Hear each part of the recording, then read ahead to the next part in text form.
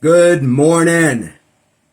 It's 9:53, about time to head to the gym. But as I have been studying, and it's so awesome how that the church teaching on the fall last night just blends in with Sunday morning's message on grace and next Sunday morning's message on assurance of salvation, that we can be confident. Now, the Bible does encourage us to examine ourselves, to test ourselves. 2 Corinthians 13 and 5. But I want to jump on here real quick and encourage you to tune in. Tune in Sunday morning. Come to church with us.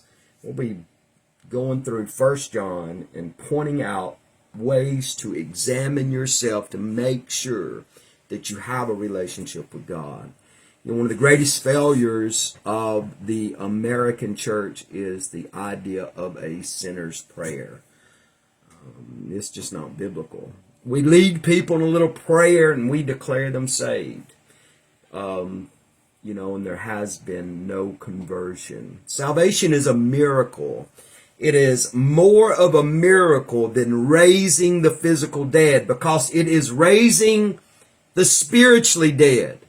You were dead, and now you're spiritually alive. Recreated, that spiritual being, in the image and likeness of God. Spiritually alive. Man, that's awesome. Lazarus come out of the grave. Lazarus had to die again. We will be resurrected like Jesus to never die again. And getting a new body. I'm hoping I'm around 6'2", 6'3". I'm a new body.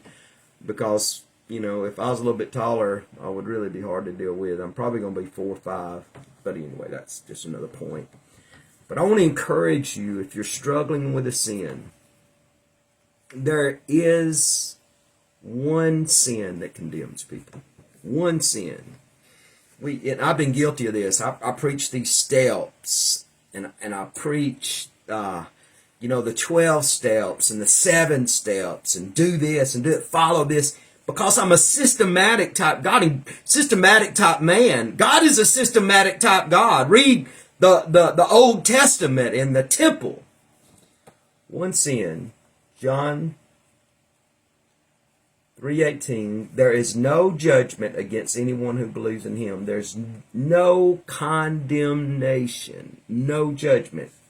But anyone who does not believe in him, that is Jesus, and his finished work at Calvary, when he said in John 19:30, it is finished, our faith has to be in the finished work of the resurrection of Jesus Christ.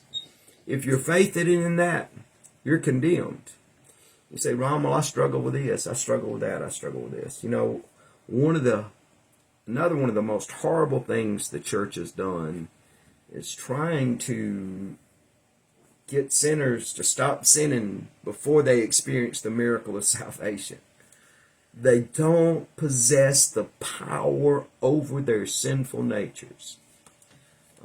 Your homosexual past, your murders, your whatever you've done in the past isn't going to send you to hell. The thing that's going to send you to hell is unbelief. Anyway, I love y'all. Good news. God is offering you not a pardon. God isn't simply going to take the penalty, and he does, but that's not all of it. God isn't simply going to throw the case out. God's pardon, God's remittance, there's not even a good word for it, because we can't fathom it in the natural. Our minds can't we can't wrap our minds around the goodness of God that restores us in a position as though we had never sinned. Justified, legally right with God, become God's righteousness, imputed with the power of God. I'll be going through about 8, 9, 10 things Sunday morning. So tune in. If you want to be sure of your salvation, you can. Let me tell you something. The idea that you can be saved 19 times isn't biblical. If you're saved, you're saved. If you're lost, you're lost. I'm convinced a lot of people based on some experience they had years ago, think they have a relationship with God.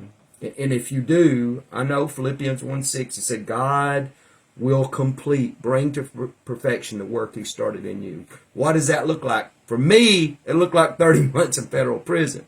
I had an experience with God the first time when I was 10. I did stupid things. Let me tell you, I still do stupid things. But God perfected me. He beat the skin off of me and he get me back in a right standing with him. To get me to confess my sins. Because he wants to forgive us. He wants, even us Christians, he wants to forgive. He wants to cleanse us.